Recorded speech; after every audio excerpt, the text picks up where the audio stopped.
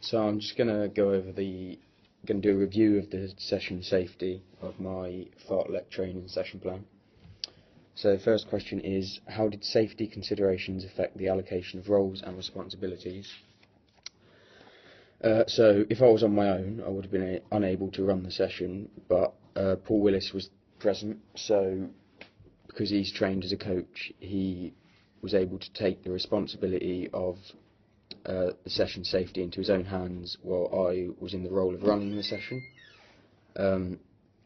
So, for example, I was running the actual session, telling everybody what to do, while Paul was watching over and making sure everything was safe and legal.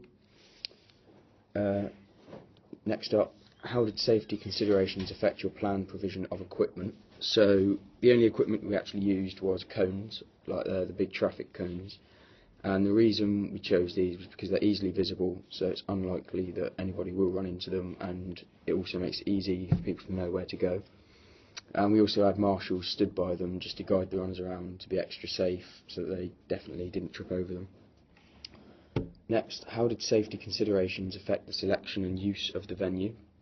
So the activity was already chosen by our college tutor, so we didn't have a choice in that. However, we did get to choose the venue, and we chose to do it on a grassy field just near the college. And we chose this because if somebody did trip over and fall, they'd land on soft grass, so they're more unlikely to injure themselves. And there's also no walls to run into anywhere, so if we'd have done it inside, that would have been a health and safety risk. There could be an injury if somebody ran into the wall. And there's also a lot more room out there, so less likely for there to be collisions.